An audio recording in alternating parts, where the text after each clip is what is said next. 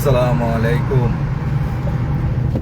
প্রিয় সৌদি আরব রিয়াদ প্রবাসী বাংলাদেশি ভাইরা, আমরা দীর্ঘদিন যাবৎ গত 3-4 মাস যাবৎ আমরা কিডন্যাপের যে বিষয়টা, আমাদের বাঙালি বিভিন্ন ভাই বোন এবং অন্য দেশের লোকজন খুব বেশি কিডন্যাপ হচ্ছিল। সৌদি গভর্নমেন্টের প্রশাসনের সরাসরি অভিযানের কারণে প্রায় বেশিরভাগ আসামি অ্যারেস্ট করতে সক্ষম হয়েছে সৌদি প্রশাসন। আর আজ গত 3 দিন যাবৎ অক্লান্ত পরিশ্রম। ওরা হয়তোবা ভেবেছিল যে আমরা ক্লান্ত হয়ে আমরা চলে যাব, কিন্তু ওইটা না করে আমরা ধৈর্য ধরে অপেক্ষা করি।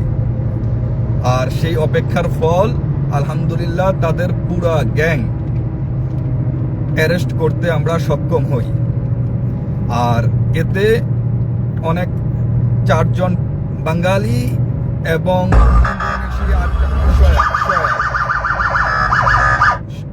8 জন ইন্দোনেশি মহিলাকে তারা কিডন্যাপ করে ওরা ওইখানে আটকিয়ে রাখছিল। আর এখানে যে আসামি ধরা পড়ছে, ওদের জিজ্ঞাসাবাদে যে তথ্য আসছে, এই তথ্যের অনেক ভয়ঙ্কর। শুভঙ্করের ভিতরে অনেক ফাঁকি, সমাজে অনেক গণ্যমান্য ব্যক্তি, কিন্তু দেখা যাচ্ছে যে তাদেরকে লিড দিচ্ছে এমন লোক যেটা কল্পনাও করতে পারবেন না।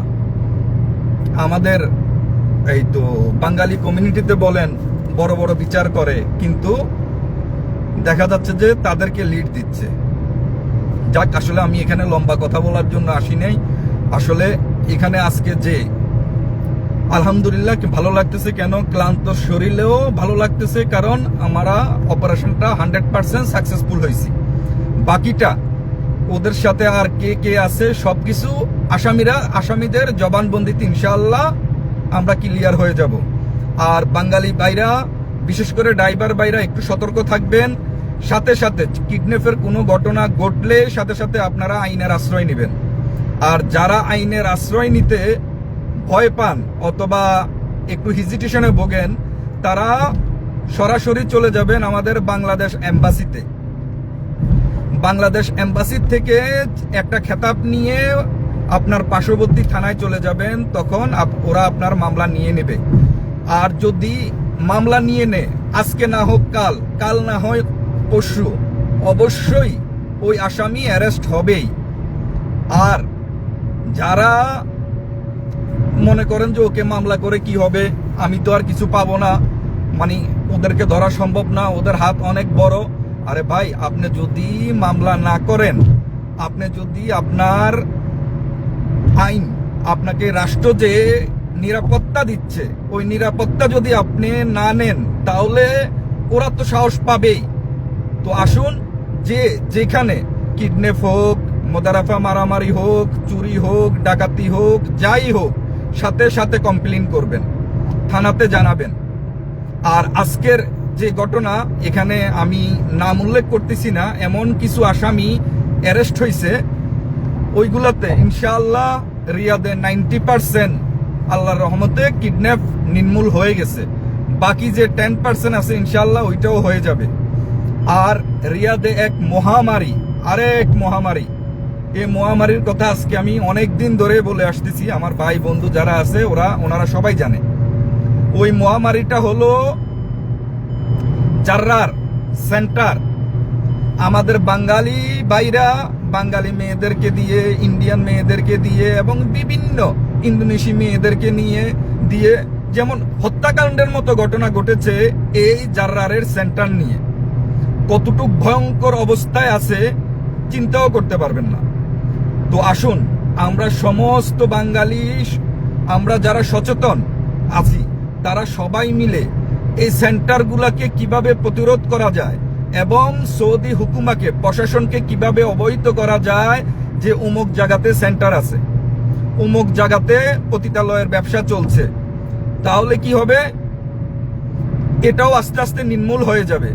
তো আসুন ভাই, সবাই দোয়া করবেন ইনশাআল্লাহ। যেহেতু একটা বড় সমস্যা আল্লাহর রহমতে শেষ প্রান্তে, ইনশাআল্লাহ আমরা জাররারটাকেও আমরা ইনশাআল্লাহ নির্মূল করতে সক্ষম হব এবং বাংলাদেশের সুনাম অক্ষুণ্ণ রাখার জন্য আমরা আপ্রাণ চেষ্টা করে যাব।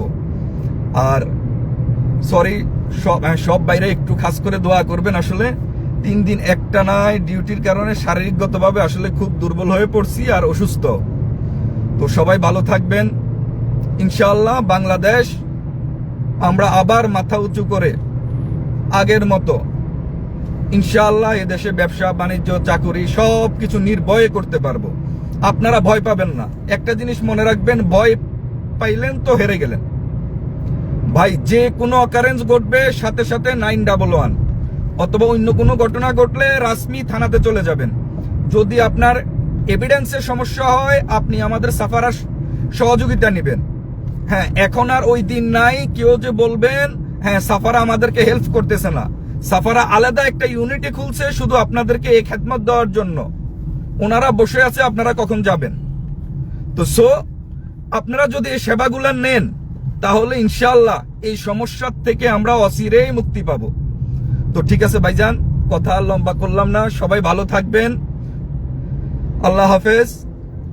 আর সৌদি আইন কানুন মেনে চলবেন, কারণ সৌদির বাদশাহ সালমান বিন আব্দুল আজিজ উনি খুব দক্ষতার সহিত রাষ্ট্র পরিচালনা করছে। ওনার ছেলে মোহাম্মদ বিন সালমান সহকারে আমাদের আজনবী যারা আছি তাদেরকে যে সুযোগ সুবিধা দিচ্ছে, আমরা সেই সুযোগ সুবিধা থেকে যাতে বঞ্চিত না হই আমাদের নিজেদের অপকর্মর জন্য, আসুন সে বিষয়ে আমরা খেয়াল রাখি। আর সৌদি গভর্নমেন্টের